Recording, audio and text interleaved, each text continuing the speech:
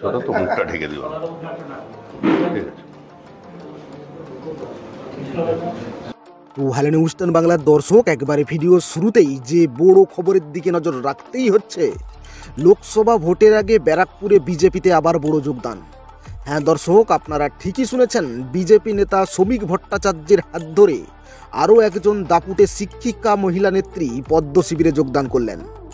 ব্যারাকপুর বিধাননগর কর্পোরেশনের সিপিএমের প্রার্থী এবং শিক্ষক সংগঠনের সঙ্গে এবং আরও সিপিএমের বহু শাখা সংগঠনের সাথে যুক্ত ছিলেন তিনি। সবাইকে চমকে দিয়ে আজকেই হঠাৎ ওফেলিয়া সিনহা তিনি বিজেপিতে যোগদান করলেন।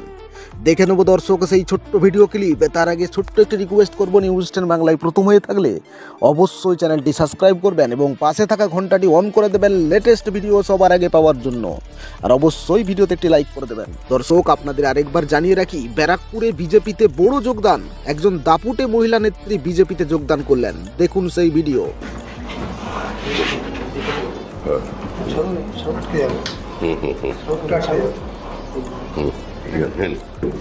স্লোগান দিয়ে দাও, স্লোগান দে। भारत माता की बीजेपी जिंदाबाद। স্লোগান চলে গেল। বিজেপি जिंदाबाद।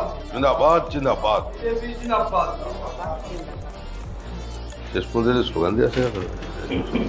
ঠিক আছে। আরে আমরা রামায়ণেও আছি, শেক্সপিয়ারেও আছি। Ophelia Sinha, Ophelia Sinha.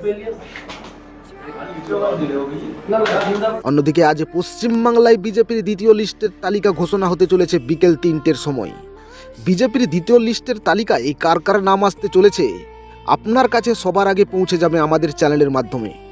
সবার আগে এই খবরের আপডেট পেতে অবশ্যই চ্যানেলটিকে সাবস্ক্রাইব করে রাখবেন এবং এই যে যোগদান নিয়ে আপনার কি মতামত অবশ্যই কমেন্ট বক্সে জানিয়ে দেবেন দর্শক।